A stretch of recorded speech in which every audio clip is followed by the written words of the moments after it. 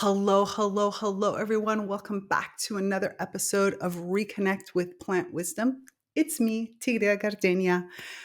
Oh my goodness, this is such a good episode. Such a good episode. I am so excited to be bringing to you Spence Madden and his frequency gardening, electroculture. There is just so much to be said about this. Basically, Spence is on a mission. He's on a mission to create food sovereignty, high frequency, amazing food. But more than anything, what I loved about this conversation is that we took gardening outside of the idea of knowledge and neat rows and into pure co-creation with nature.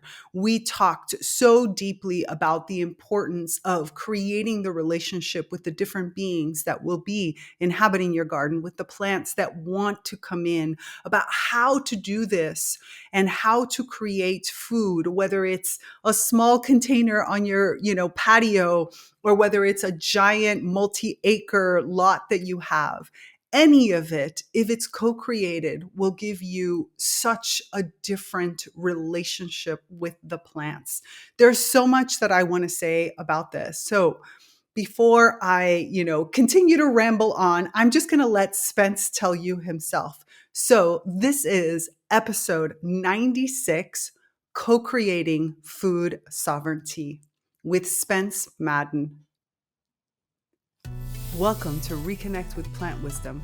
I'm your host, Tigria Gardenia, nature-inspired mentor, certified life coach, and the founder of the Naturally Conscious community. For over a decade, I've been known as a world ambassador for plant advocacy, working closely with plants to share their practical wisdom to help you consciously embody the elements of life that nourish your evolution. In this podcast, I delve into ancient and modern knowledge from biology to spirituality about the wondrous ways of plants. Together, we'll explore how ecosystem thinking helps you overcome limiting beliefs, understand the true nature of relationships, and live an authentic, impactful life. All right. We are here. It's been a bit of an odyssey for all of you. Like, we've had just a few technical glitches today, but you know what? I'm going to take what Spence just said right before I hit the record button, which is now I'm all amped and this is going to be even better. And I have no doubt for that. So, Spence, before I start asking you a billion and one questions that I already have lined up, can you tell the audience who you are? Who is Spence? Well, thank you so much for having me again.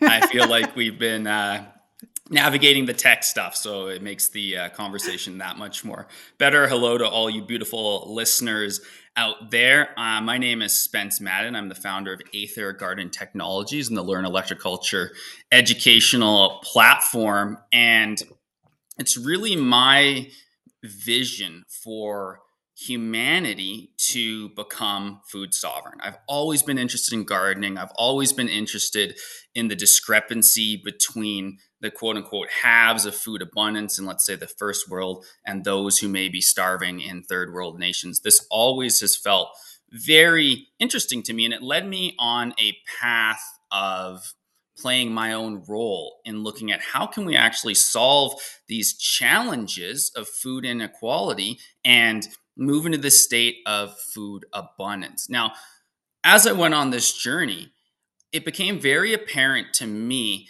that our ability to create food sovereignty for ourselves, our families, and our communities was inextricably linked to the ability for us to evolve spiritually, for us to expand our consciousness, for us to become, more integrated, embodied in our life's journey. Because the fact of the matter is, if you don't have food sovereignty, if you don't have food that's nutritious and high life force available to you and your family, it puts you into states of survival. And we know when people are in states of survival, our consciousness tends to contract. And this makes it much harder for us to continue our spiritual evolution as beings. So a lot of my work over the past number of years has gone into, well, how do we create food sovereignty? How do we make it more accessible for the person who's awakening and wants to get into garden and is feeling the big changes on planet Earth. Maybe you've grown a garden a little bit before and you want to do it in harmony with nature, because guess what? I think we can all agree the industrial big agriculture complex has caused more harm than good to this planet. So let's learn together to grow food in abundance in a new way, in harmony with nature. And this to me is how we're going to end up with a truly free, expanded humanity. There are so many directions I want to take everything you just said so already, because there's the area of the difference.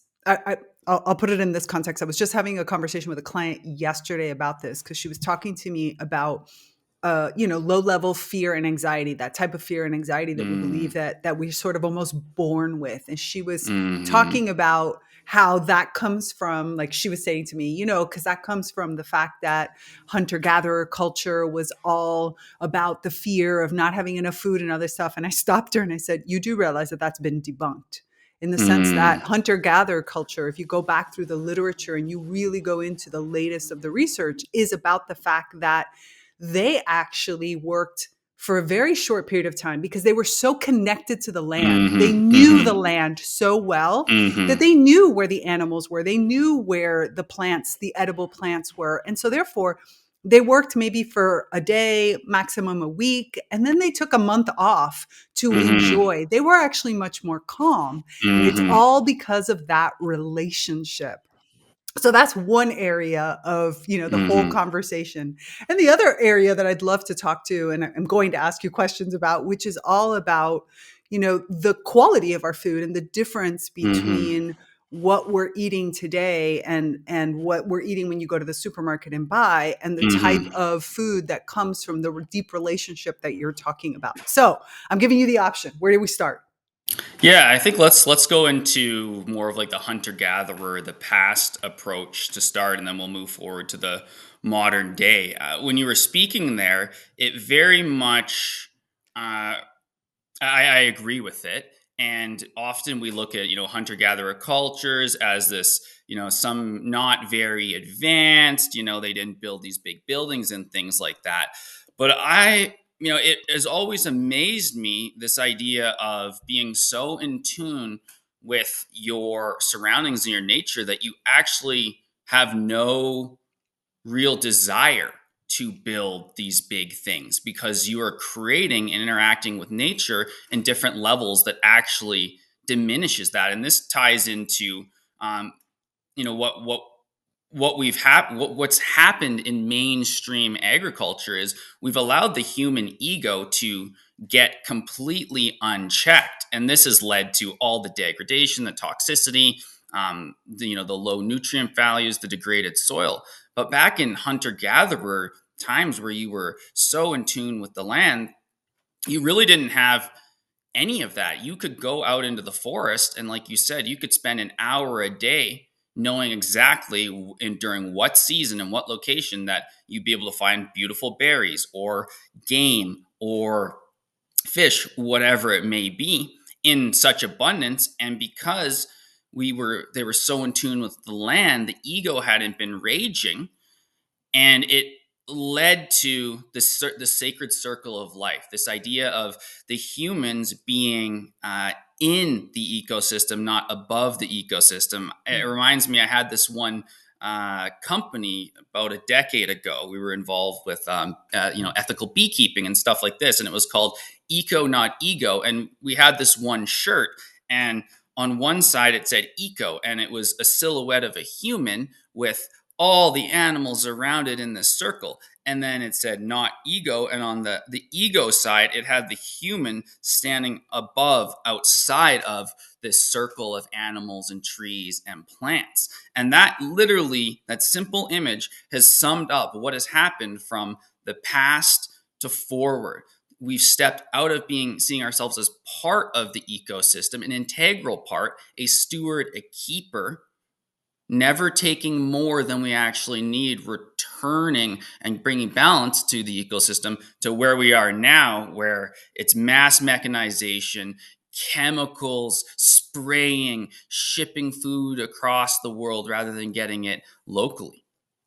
Yeah, absolutely. And it's almost as if this one moment of fear kind of had this cascade of effects all the way Mm-hmm. through. Mm-hmm. Somebody at some point got scared that they weren't going to Yep. have enough. Maybe there Yep. was a Yep. winter, a famine of some sort, Mm-hmm. or some weather that was completely unexpected. Mm-hmm. The climate changing and moving in certain directions, and Yep. humans not being able to. And all of a sudden, that became like the model we should go to. And we fed into this Mm-hmm. fear. Oh yeah. And that fear has continued to propagate on over and over again. And not only that, we rewrite the past because, like I said, my client was talking to me about, well, my low level fear is completely normal and natural because even in Hunter, and I was like, whoa, stop. You've been Mm. fed, unfortunately, a piece of information. If you read books like Stone Age Economics, if you go into the anthropological research, you will discover that that was not it. There was a lot of contemplation, Mm-hmm. presence, those things that you recover once you start spending large times in nature, right? When I spend time with plants, when I spend time going out and experiencing the natural world, all of a sudden I naturally don't want to take more than I need. It's not a thing I have to discipline myself into. It is something that just happens because I enter into a different rhythm and a symbiosis that allows me to take, but it also kind of almost encourages me from the inside out to give. And I become Mm-hmm. part of that cycle that keeps moving forward. And it really does change and shift your perspective. And I'm amazed at how many gardeners actually lose even this. Like, in other words, Mm-hmm. and this is where I want to get really deep into your work, because I Mm-hmm. find that unfortunately a lot of people are like, oh yeah, I'm connected because I'm a gardener. And it's like, whoa, I know a lot of gardeners that unfortunately are really connected to the idea of control. Let me control Mm-hmm. my yield. Let me control the quality, the Yep. quantity, the color, the shape, the Mm-hmm. species, the where Mm-hmm. you are, and all these pieces. And it's almost like we're expressing even more of that dominion. And Mm-hmm. yet, and then so there's not even that benefit coming back and forth. And I'd love to know, how is it that you approach, like, what is this electroculture sort of gardening that takes people into a completely different approach? Mm-hmm. Yeah, exactly. I couldn't agree more. And this is honestly this approach to gardening and growing food. Um, I truly think we're infants at babies. We're at just the 0.5% of what is possible when it comes to actually being so connected as our ancestors were. So I'm gonna be the first one to say I don't really think and feel that there's anyone who's a quote unquote expert in some of the fields, some of the areas of exploration I'm in. I think we're all learning. So I really want to preface that to you listener out there to encourage you that this is an experiment. This is a remembering. This is a relearning. It requires curiosity. It requires being open minded. It requires changing some of the conventional programming. I like to call it like the Rockefeller way of growing food, very mechanized, with coming back into harmony with the land. And you hit the nail on the head. We love to impose. I call it Mm. like imposition gardening, where and we do this subconsciously. And I still unwinding this. I've gone to the permaculture trainings. I've done my own permaculture trainings. I've worked on clients' gardens. I've just this and that, and I'm still catching myself as I'm outside saying, "Hey, I am going to do this." And that's like a big catch right there. I am going to do this. Then the approach that I've been inviting myself into, and I invite those in my audience into, is, well, instead of saying that, why don't we say, like, what does nature want me to grow here? What would thrive here? And this really changes the game, because you're not necessarily going to say, I'm going to plant all of my onions at this time in this row in this location, because that's what feels good from the permaculture book that I studied by the fire in the winter. No, no, no. It's going and tuning into the land and receiving what I call signs, synchronicities, and messages from nature that will direct you what to plant, when to plant, how to arrange it, how to water it, all these different things. So that moves us into what I call co-creative gardening. And this to me is this new wave of co-creative gardening. There's actually a really beautiful teacher that I recommend everyone out there who's on a resonance with what we're talking about check out. Her name's Michaela Wright, and she really started growing her eco sanctuary in Virginia. And I think it was in like the 1970s. And she wrote a book called Behaving as If the God in All Life Mattered. And she coined that term, co creative gardening. And her whole methodology and whole approach was to take her ego out of it and to actually be fully directed by nature in everything. And she did a multi-decade experiment of unwinding her imposition nature, her desire to dominate her garden and to truly receive and then create from that space. And her journey is very amazing. And I think it's just a snapshot of what is possible for us as we go forward as gardeners creating food sovereignty.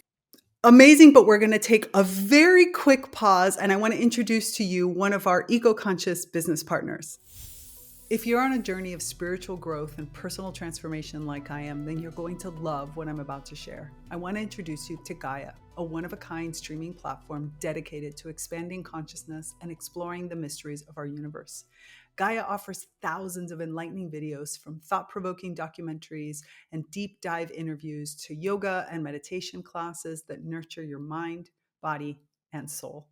Imagine diving into ancient wisdom with the Dalai Lama, exploring the depth of consciousness with Ram Dass, or healing with the insights of Matthias De Stefano or Joe Dispenza, all from the comfort of your home. Plus, you even find me on Gaia. Yep, that's it. I'm one of Gaia's featured experts. Whether you're seeking to connect with your inner self, understand alternative healing methods, or simply curious about the nature of reality, Gaia has you covered. With Gaia, you'll find community of like-minded individuals who are all seeking to grow, evolve, and make a positive impact on the world. It's more than just a streaming service. It's a gateway to more conscious and connected life. Ready to elevate your journey? Click on the link in the show notes to start your free trial today. Trust me, you won't want to miss the incredible content waiting for you on Gaia to support your evolving green brilliance. I absolutely love that, because I think that that's the big piece that is missing. I live, as I've told you, I live in Damanhur, which is, one of the largest spiritual communities. And we have, a lot of different gardening type, in the sense of a lot of different forms of agriculture. We have one Mm-hmm. nucleo, which is one of our territories and our shared homes, that is completely dedicated to agriculture. And then we have Love that. other ones that are just have some small gardens or greenhouses or different Mm-hmm. aspects. And over the years, we've had more or less, we even had an experiment that we call olio caldo, which technically means hot oil, which was an entire year where people lived in one of our, shared homes, and you could only use what you had. In other words, what was grown, I animals love that were that. grown, everything from clothing, Mm, everything. The people, they switched out. There was only one person that lived the entire year there. Other people wow. would switch for like a month, Yep. and they would spend time. But the whole experiment was, if you were only going to live off the land, what would it be? And Mm-hmm. it's interesting to watch even here, as you very much said, we call ourselves a laboratory for humanity, because we're very much a laboratory. We're not perfect. We make a lot of Mm-hmm. mistakes. We come in with our own conditioning. There are some people here that are like, generations of gardeners or of farmers who have done things in a certain way. And it's Mm-hmm. very interesting to see, as we shift and experiment, and when do we let space happen, and which are the ones that are still controlling, and how does that really Mm-hmm. affect, and what does it mean to actually be in relationship with the land? What does it mean to actually sit with the beings of that place. For Mm, example, one of the people here, unfortunately, she passed a few years ago. She was an expert. She was one of the experts, an Italian expert on wild herbs and wild edibles mm, of this area, of the yeah. mountains. She was Hmm. one of those people that really knew the plants so well. I love that. And she would go walking across the mountain and she would see certain kinds of plants and she would ask them, like, do you want me to propagate you, help you kind of Hmm. continue Hmm. on, because climate change and changing Hmm. mountain and people moving and all kinds of different aspects has made some of Hmm. these wild herbs and some of these wild plants very difficult to continue to grow in their native environments. And it Yeah, was always really interesting to have a conversation with her, because besides the fact that she had a lot of information and knowledge, but it was also something I think she struggled to try to explain to people, her totally. relationship, because it came from a different place. If you were to go into her garden and if you were to go into her greenhouses, they looked like a mess. Anybody Yeah, who's here who likes the manicured garden, yeah, who yeah. likes that greenhouse that's orderly, hated going. They would say it's an eyesore. And it took Hmm. me until my plant reawakening to walk in there and be like, oh, this isn't messy. This is what the Nature. plants are asking. Exactly. This is nature. This is what the plants are asking of her. They Hmm. are asking. And even though she's putting them in pots, maybe, and leaving them, but it's not abandoning them. It's so hard to put into words. And Hmm. I remember that every time she would cook, her and her husband, excellent cooks. And it was a different quality of food. It was a Hmm. different way to eat. It's so hard to put into words because you felt it. And if Yeah. you were disconnected, what I found, and I find this a lot, if you're still disconnected, you see messy, you see unexplainable, you see something that's confusing. If you're connected, you see flow, you see Hmm. natural expression, you feel and taste relationship. It's such a different Hmm. thing.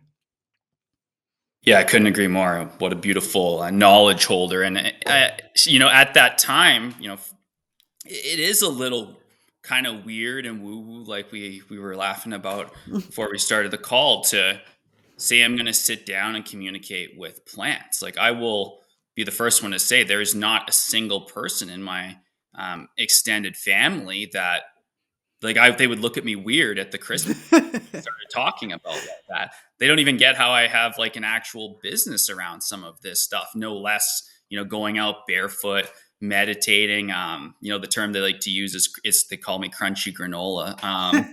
Like kind of that hippie sort of energy, but it's not. It's the way of the ancients. It's the way of the ancestors, and I truly believe it is the way back home to humanity's role as sacred protectors and guardians of Gaia, this planet, this area of, I said, the universe that we are in, and we've been almost wholly disconnected, and now we are reconnecting. And to me, it's a multifaceted approach to reconnect.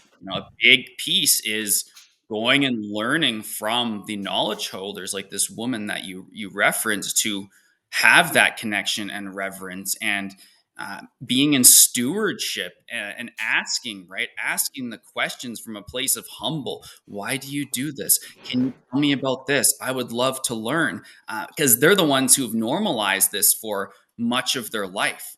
It's also about you and the plant and the garden and the forest and the mountain relationship one on one. It's about going out and learning and turning on what I call the higher human senses, which, we often think that being clairvoyant or being psychic or having super high intuition is something that someone who might have an energy healing business does. But these are all gifts that are available to people who go outside and spend time quietly. And then, of course, I say, let's look at the beautiful modern day permaculture practices in the books and the workshop, because there's a lot of value in that.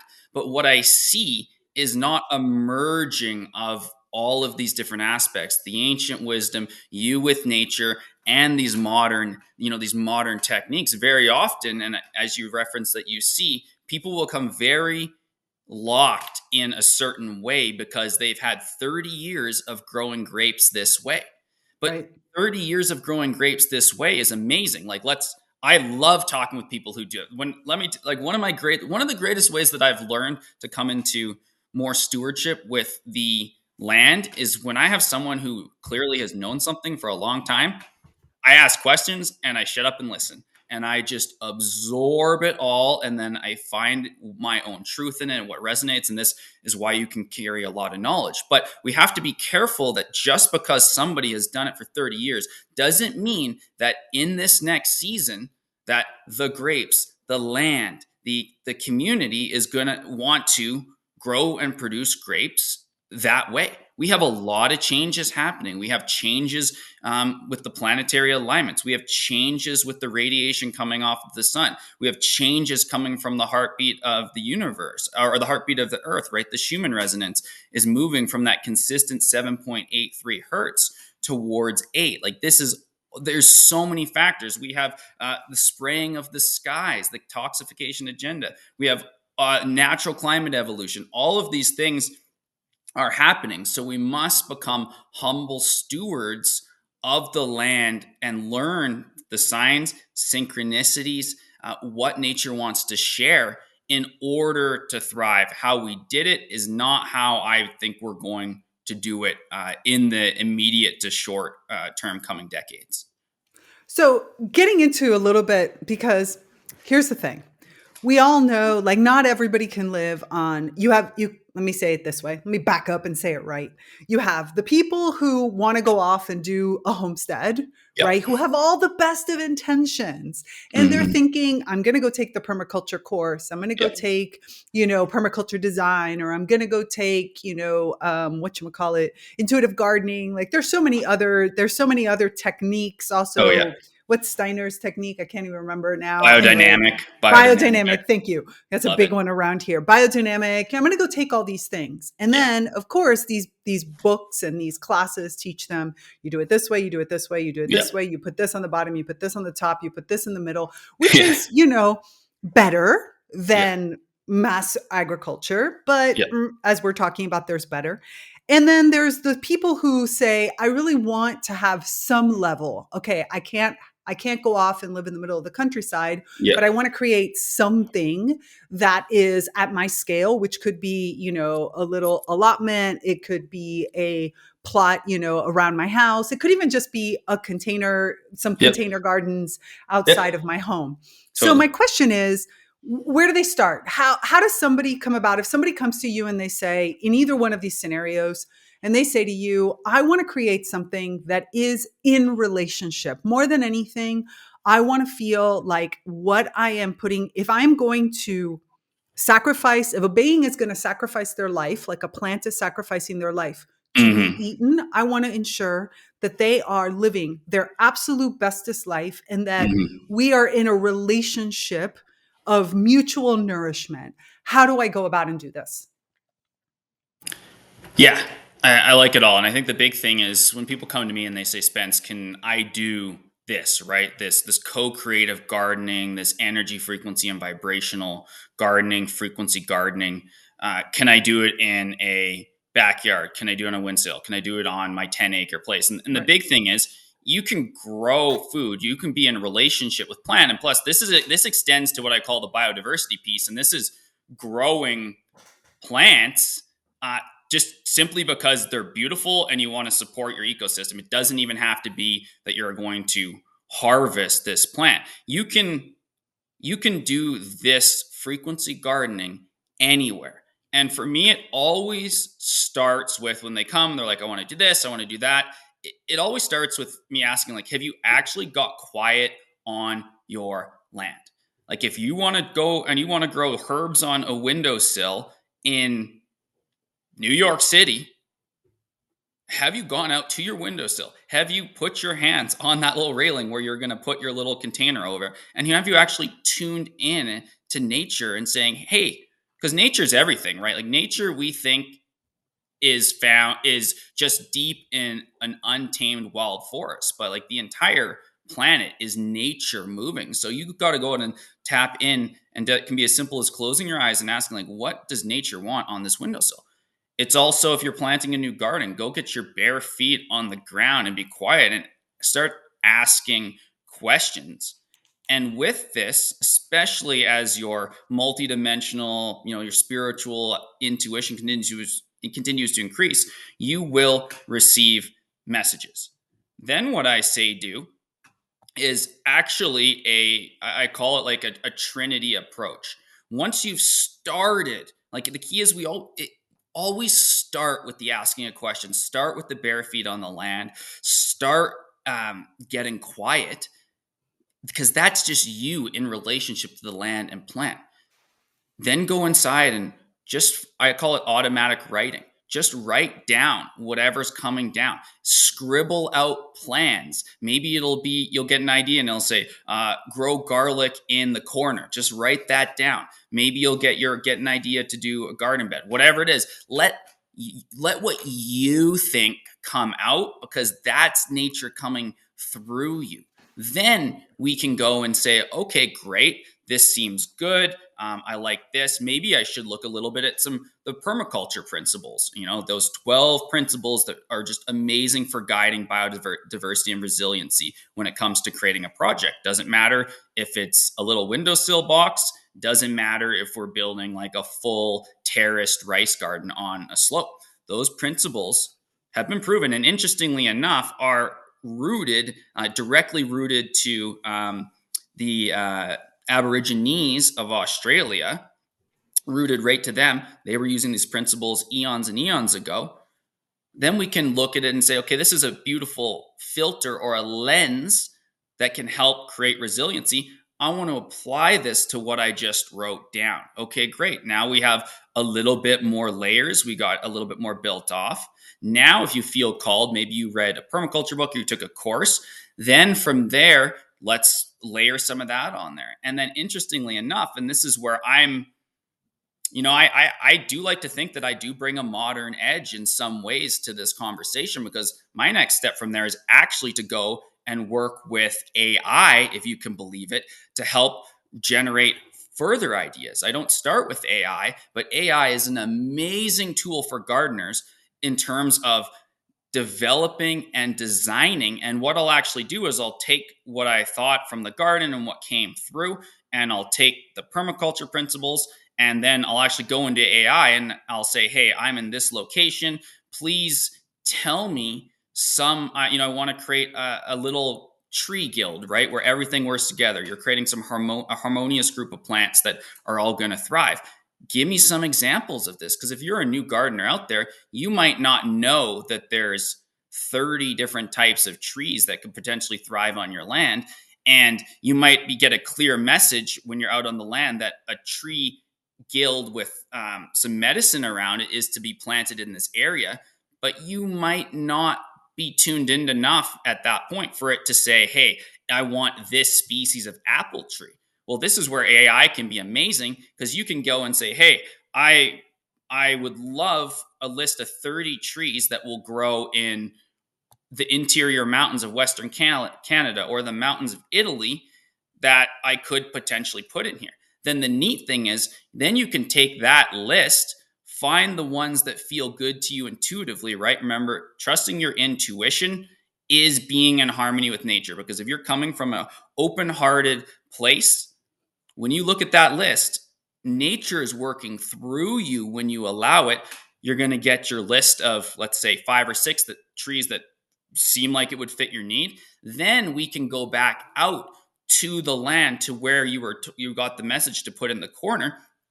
And then you can use techniques like body dowsing or L rods or a pendulum, or simply asking questions. There's many different ways you can do it to actually determine what is the optimal tree that nature wants out there. And you can even get it right down to the species.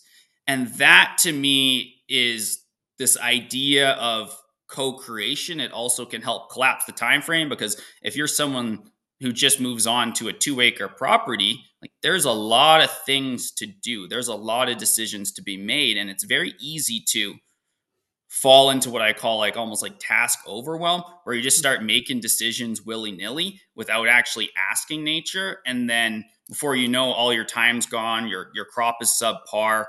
Nature didn't exactly, it wasn't really in harmony with nature. And you can, kind of, it makes it so you might not have as success as quickly as possible. And I'll just sum up this little share by you're going to have more success with creating what I call wildly productive gardens from the get go, or no matter where you are, even if you're established right now, by training yourself to spend at least 25% of the time you're allocating to your garden into being in relationship with nature and developing the human higher senses skills that will bring more messages and communication to you. So, said another way, if you have 10 hours a week to garden, spend 2.5 of those hours actually out there meditating, body dousing, looking intimately at your plants, receiving messages from the land. Spend the other 7.5 hours doing the actual thing, whether it's digging, sheet mulching,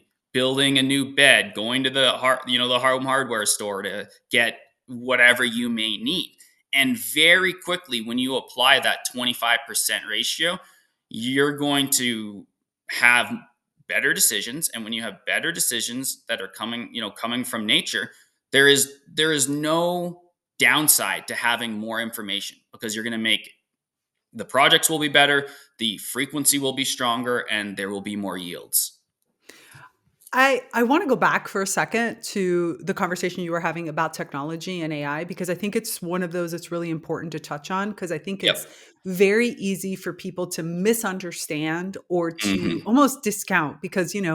when you enter into a certain direction, such as wanting to connect with nature, it's almost easy for, it's almost kind of like automatic to say, well, then that means I have to disown all technology and all Mm-hmm. kinds of things like Mm-hmm. that. So I want to double back for a second, because I think it is an important point. Yep. Look, most of us cannot be experts of everything, right? And Yep. especially when you're starting off, it takes years, if Mm-hmm. not decades, lifetimes, to really be Mm-hmm. somebody that knows species, to have a 100%. very robust like level of understanding of the different types of species. And like you said, I think it's very easy, if you read books, you could become very knowledgeable on what people are telling you are the species that are good to grow, Mm-hmm. regardless of whether or not they're native or they're the most adapted or maybe even the most you know correct ones for this period of time. I mean, we talk about this with apples all the time. The number of apple species that we actually grow versus the number of apple species that they exist in the world that are growable Mm-hmm. is like, it's such a stark contrast. Yeah. So I think that that the use of technology in the way that you're talking about is really about saying, first, allow your download to not just be uh, Apple species, blah, blah, blah, or Mm-hmm. Latin names, or even, you don't even know Mm-hmm. what kind. It could Yep. be fruit. And you could receive messages in this type of communication. In me, with all of my plant communication, I always tell people, your best friend is a drawing pad and Mm-hmm. colored pencils or Mm-hmm. anything that allows you to, yes, write when words come, but oftentimes to capture things. And you don't have to be an excellent drawer. It's not about like, I'm going to get a message and I'm going to see the vision of some plant, Mm-hmm. which could happen, right? If you're Mm-hmm. really good, you might be able to draw it, but sometimes Yeah. all you're going to get is colors, characteristics. You're going to Mm-hmm. get a feeling of like a seasonality. Like I might get a really wintry, cold feeling. So I write down cold. I get a feeling of like a shade of red or of purple. Mm-hmm. I get all this. And then I might get even scenes of family moments where I'm eating certain things or I'm going to a restaurant because I love this one dish that they have. And when I Mm-hmm. start to piece all that together, I realized that that's nature, that's the plants themselves using my emotions and my memories to transmit to me a Mm-hmm. specific species that I don't know the name of. And Mm-hmm. therefore, Sure, if I have a really trusted nursery that I can go to and be like, all right, I go to this restaurant with my family every year and we always eat eggplant, but Hmm. it's not your regular eggplant that I see in the supermarket. It's like because the chef has come and talked to us about it. And I know it's a specific thing. And I get this feeling of like juiciness, but with a bitter tart in this. And like maybe you will have a gardening Hmm. place that knows that, but maybe you don't. And that's Hmm. when the AI, like you were talking about, can be a really great ally, not an end all be all, but a let me enter in. Google can also be your friend sometimes, but Hmm. enter in all these characteristics and say, and don't be afraid to enter in, especially because, nobody else is looking at it but you. Don't be afraid to enter in even emotional characteristics, something that Hmm. feels bitter, something that feels harsh, something that tastes in this way, something that may be cooked in this area. Like you can enter all this in because that's how nature communicates. Nature and plants in particular tap into those memories, tap into those emotions, and then they start to stir in there and find things that help can express to you a specific thing. And that's where the AI can be useful because you can enter in this random set of parameters and they could spit out, 5 different species of eggplant that, and then you can narrow it down saying, okay, which one of these grow in the area? Hmm. Maybe narrow it down to 2 and then come into the land and sit down with these 2 and feel again into it like, okay, I've narrowed it down to 2. Are these one of the 2 that you were telling me about? Is this what Hmm. you're bringing to me to the surface? So I Yep. just wanted to express that because I think it's Yeah. so easy for us to want to say that we're going to give control to AI, and it's Yep. not that. It's the opposite. It's giving using that to give a voice to a nature that is so much more expansive, so much bigger, so much more open to possibilities than what our human knowledge might be. And therefore, entering into this and connecting with that kind of knowledge base can be really useful. Yep. Yep.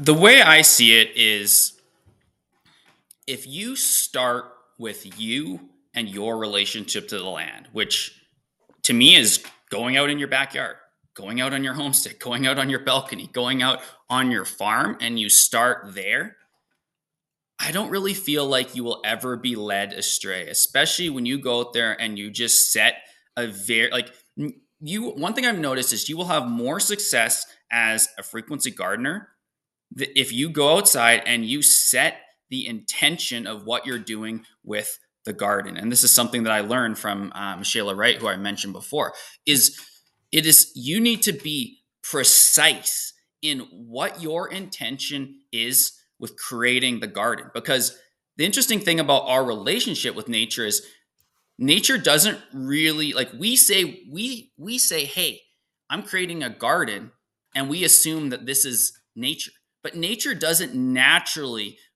put up a fence to keep the deer out and grow Right. things in this certain way. That's a human aspect. So when we actually go into that co-creative relationship first, we're going to get and receive information from nature. Amazing.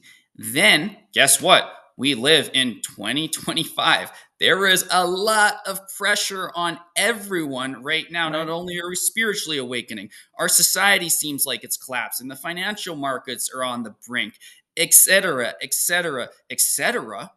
And your goal here is create food sovereignty for you and your family and your neighbors so you can thrive no matter what comes and be in an elevated place of expansion so you continue your spiritual work. There can be a lot to do. I don't care if you haven't done a single thing yet, you just feel the call to get that garden growing, or you've been doing it for 10 years. There's 20 years, 30 years. There's always so much to do. There's so many decisions to make. There's limitless things to draw our attention away. So, why I don't see why I wouldn't want to leverage a powerful tool to help me. I like to say to help me workshop, to help me design, to Right. help me co-create things very quickly. And then I take that back out to nature. And one of my little pro tips that I always share with people is Okay, let's say we've gone out, we've done your process you mentioned, we have our notepad, we wrote our things down, then we come back in, we sit with it, we say, okay, I'm going to spend half an hour workshopping on this tool that we call AI. I'm going to get more information. Great, I've built a couple guild, I've got a couple ideas, I'm feeling excited about this.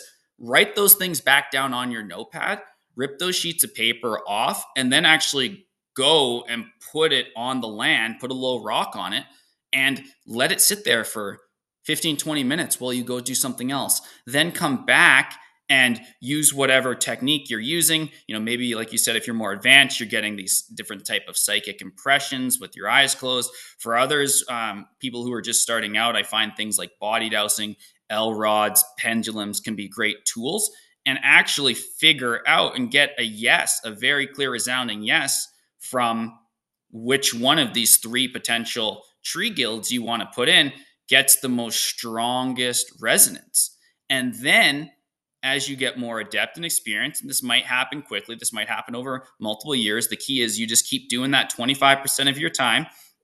You'll soon realize, okay, I've got my guild with 7 things. I got my apple tree. I got a dynamic accumulator. I got something that's good for pollinators. You'll actually be able to intuitively know that, oh, 6 out of 7 of these things in this guild feel really good. But one of them doesn't feel like nature quite wants it here. Well, you'll be able to go through a very quick process and actually determine, oh, this garlic that I was going to plant as a repellent is actually not in harmony, right? And this is the energy, frequency, and vibration piece of gardening. Is the frequency is not matching, and you could say commingling effectively with those other 6 pieces, and then you can take it out. And the reason we go through this whole process is so that way in year 7, that guild is thriving.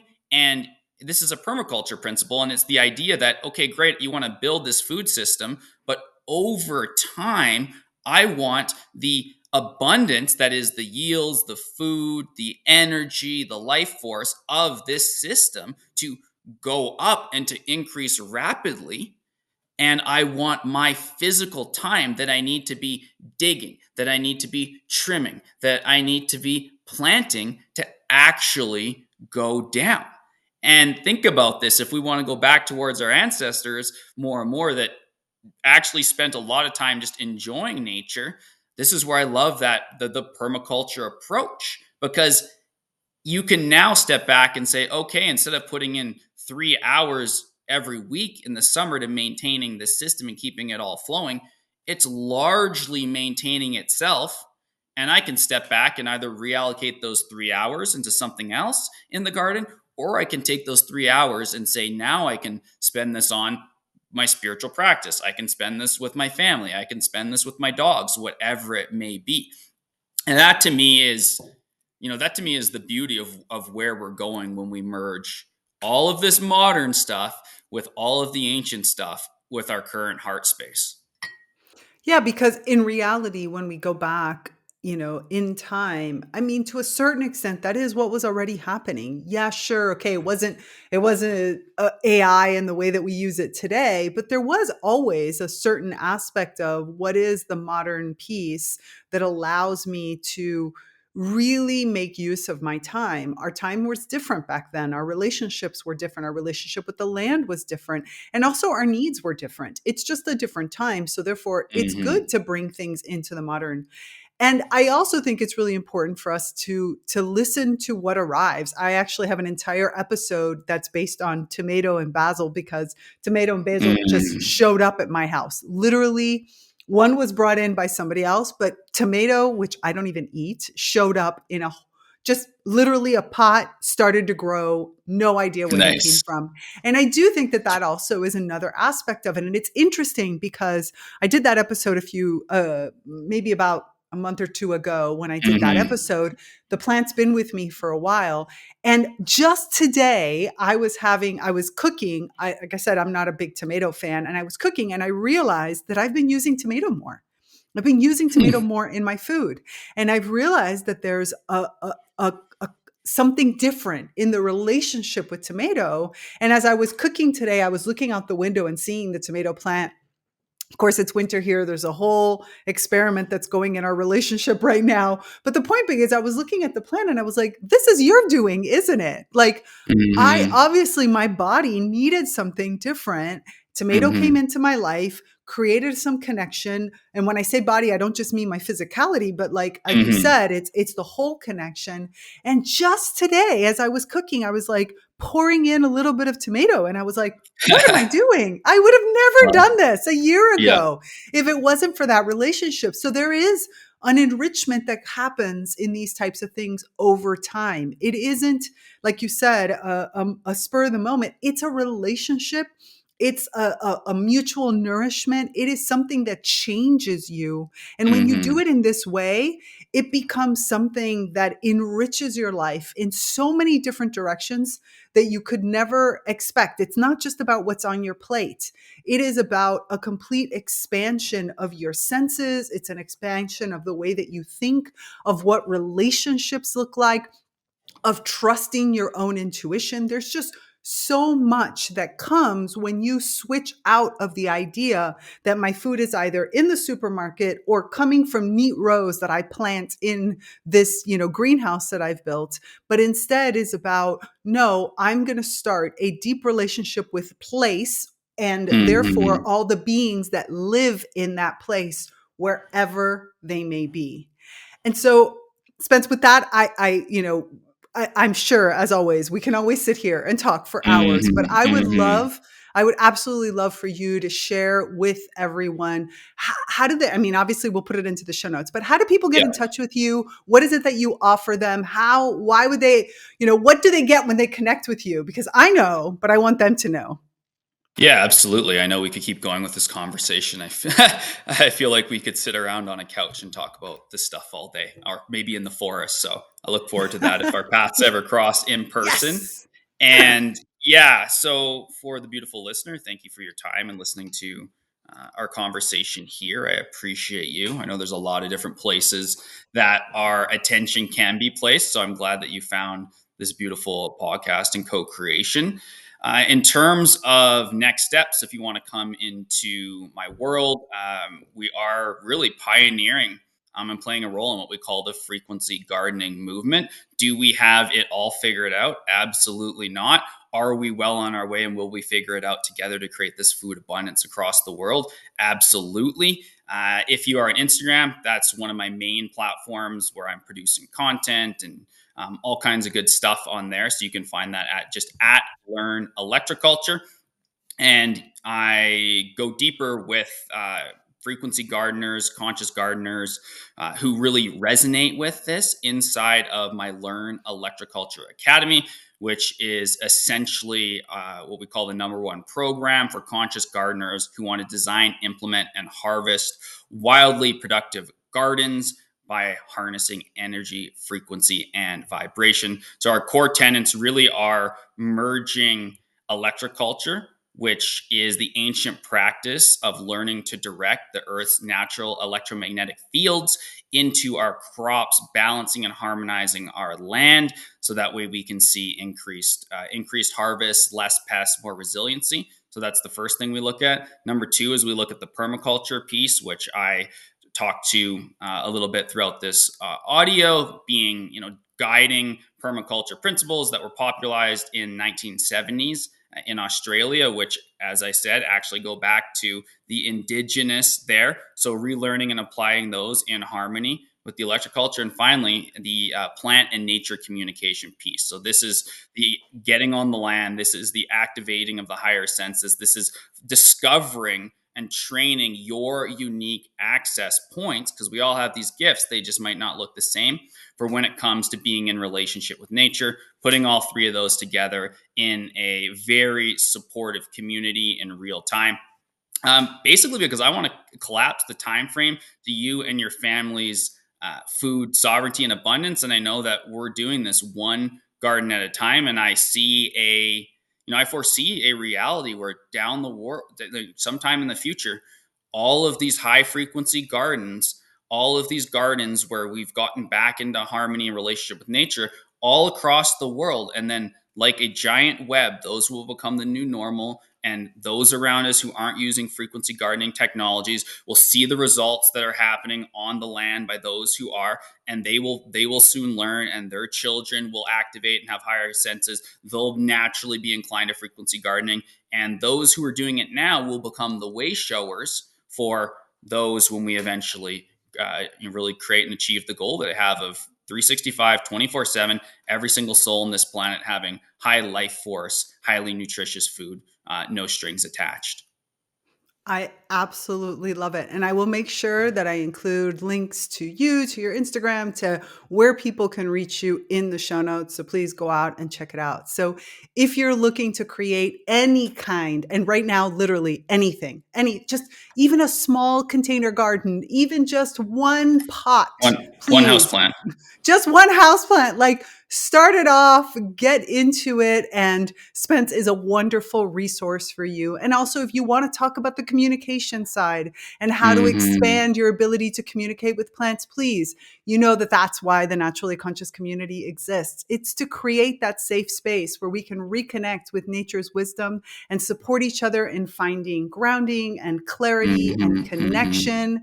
And also, if you're looking for a little extra, help to navigate your overall journey, you know that I'm always here for you. I'd love to work with you one-on-one. I'd love for you to reach out to people like Spence and all the other guests that we have on this show, because together we're going to create personalized approaches that really help you reconnect with your center, to reconnect with the true essence of your being as a being of nature. And that way you can Mm-hmm. be resilient and start to thrive no matter what life brings your way. So thank you so much, Spence. And for all Thank of you you. listening, if this episode resonated with you, remember to like, to comment, to subscribe, all those important things, because every time that you share these ideas, you help make Spence's dream of everybody Mm-hmm. having food sovereignty a little bit closer to home. Plus, we want to Mm-hmm. grow a community of like-minded individuals who really want to live in harmony with nature's wisdom. And so thank you so much for being a part of this space. I know that we're going to continue to explore and navigate these types of conversations. And so really looking forward to embracing more of what nature teaches us. So that's it for this episode. Remember to resist the urge to hold back your emerging green brilliance. That's it for us. We're gone. Bye. Thanks for tuning in to this episode of Reconnect with Plant Wisdom. To continue these conversations, join us in the Naturally Conscious community, your premier online ecosystem for plant reawakening and accelerated evolution and co-creation with other kin. Here, you'll find expansive discussions, interactive courses, live events, and supportive group programs like the Plant Wisdom Book Club and the Sprouts Writing and Creativity Group. Connect with like-minded individuals collaborating with plants to integrate these insights into life. Intro and outro music by Steve Shuley and Poinsettia from The Singing Life of Plants. That's it for me, Tigria Gardenia, and my plant collaborators. Until next time, remember, resist the urge to hold back your emerging green brilliance. I'm out. Bye.